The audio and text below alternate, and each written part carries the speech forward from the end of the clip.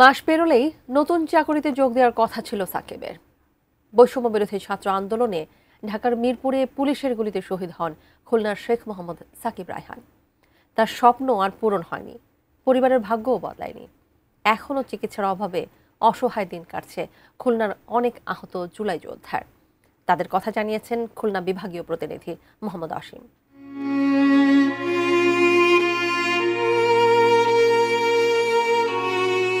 বিজয়ের পর আমি ভালো চাকরি নিয়ে বাড়ি ফিরব, তোমাদের সুখী করতে চাই আব্বা, বলেছিলেন সাকিব। ২০ বছর বয়সী খুলনার মাদ্রাসা ছাত্র শেখ মোহাম্মদ সাকিব রায়হান চাকরির প্রত্যাশায় যান ঢাকায়। ১ আগস্টে তার চাকরিতে যোগদানের কথা ছিল। তার আগেই যোগ দেন বৈষম্য বিরোধী ছাত্র আন্দোলনে। আরএফএল অডিটর, বাঁকা হয় না, ফাঁকা হয় না, আর ভাঙা এক কথায় অসম্ভব।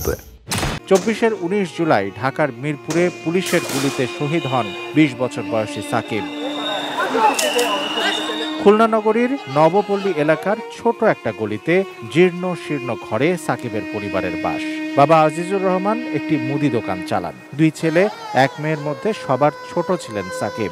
আদরের ছোট সন্তানকে হারানোর শোক কোনো সান্ত্বনাতেই বাঁধ মানছে না তাদের। এখন একটি চাওয়া, ছেলে হত্যার বিচার। যারা আমাদের সন্তানগুলো মারলো তাদের কোনো বিচারই হয়নি এখন পর্যন্ত। 1 বছর হইতে গেল। মারার কি চাবে?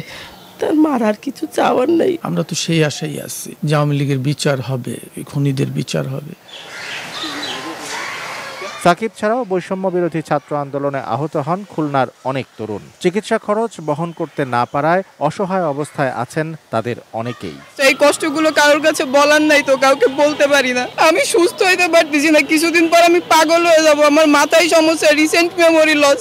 এই 2000 শহীদ সহ সকল জুলাই যোদ্ধাদের একটাই দাবি ছিল যে একটি বৈষম্যহীন সোনার বাংলাদেশ তৈরি করা। দ্বিতীয় স্বাধীনতার 1 বছর পরে এসেও আমরা এখনো অনেক জায়গায় বৈষম্যের শিকার। বৈষম্য বিরোধী ছাত্র আন্দোলনে নিহতদের বিচার আর আহতদের সঠিক চিকিৎসার দাবি জুলাই যোদ্ধাদের। আজকে যে আমাদের হাজার হাজার মানুষ আহত, হাজার হাজার মানুষ আর কোনোদিন চোখে দেখতে পাবে না, হাজার হাজার মানুষ কেউ হাত হারিয়েছে, কেউ পা হারিয়েছে, তারা আজকে পঙ্গুত্ব বরণ করেছে। তারা যে লক্ষ্য, যে উদ্দেশ্য নিয়ে তারা রাজপথে নেমেছিল, তাদের সেই স্বপ্নের বাংলাদেশ আমরা বাস্তবায়ন করতে পারি নাই। Shamsur Arefin, desk report, ATN news.